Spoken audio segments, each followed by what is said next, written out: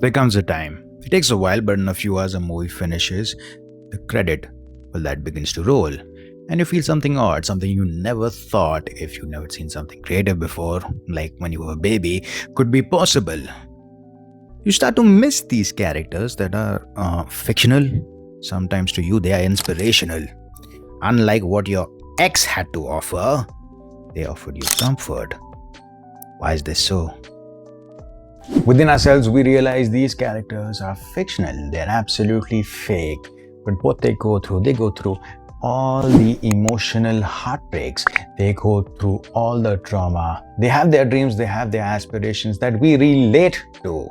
Intellectually, we think, we understand that hey, it's all fake, but emotionally, we know or we feel, hey, these characters, we care about them. If I repeat a theme joke that I cracked earlier, it is unlike the ex that didn't care about you. Sometimes love hurts.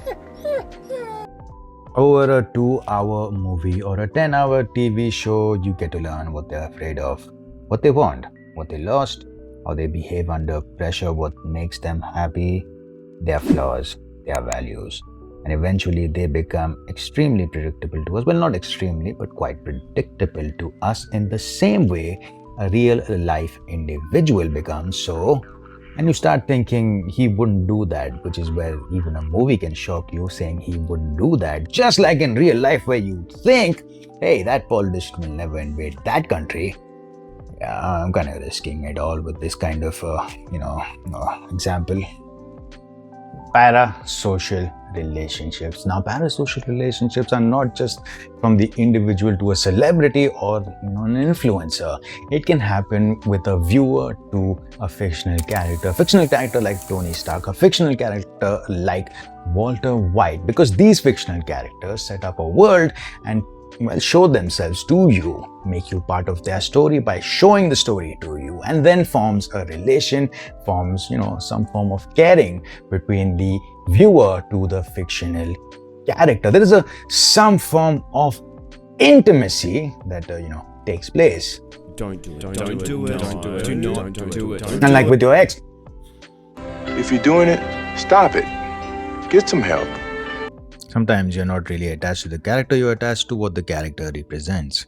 The person that you want to become, the person you used to be, the person you wish you'd meet, the life you wish you'd lived, a relationship you never had, a version of yourself that you have completely and utterly suppressed.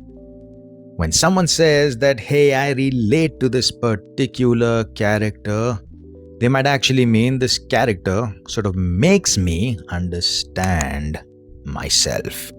That's way, way deeper. Another cool point is the actual lack of risk.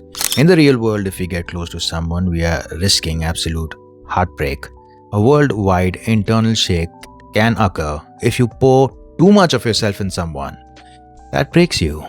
What the fictional world does, which is extremely intentional, it is that they let you get close to the character without the risk of it affecting you in any deep, meaningfully harmed way.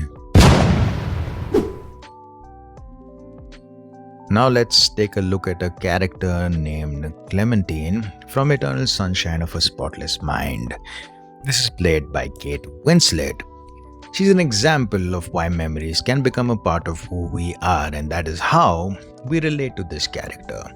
In this particular movie, Joel and Clementine, well, they literally erase each other from their memories. Yet while Joel's memories are disappearing, he realizes one thing. He doesn't want to lose her. It suggests something or something that even painful memories can be extremely important to us because it kind of makes us who we are. We don't always miss the people because they were good to us. We miss them because they were a part of us. Even the fictional character makes us feel the same loss. Our brain doesn't need them to be real. The emotion, well, it's real enough. In conclusion, I'll also like to point it out, a certain thing called suspension of disbelief. We all do that.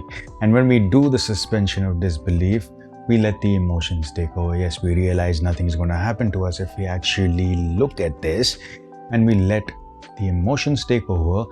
We get the good part of going through this adrenaline, I beg your pardon, a rush when we look at these fictional characters. Now, what occurs is after the movie is over, after the TV show is done for, the emotions don't really go away that easily. They stay with you. Yes, nothing really happens. Yes, your suspension of disbelief is easily conquered by yourself, but the feeling that it provides you, the emotions that it hits, well, that can't be forgotten that easily. Thank you so much for watching this short video on this topic. Leave a comment down below for your support with your thoughts and opinions. And remember to like, share, subscribe, and well, turn the bell notification on as it helps a small channel like this out. Thank you so much.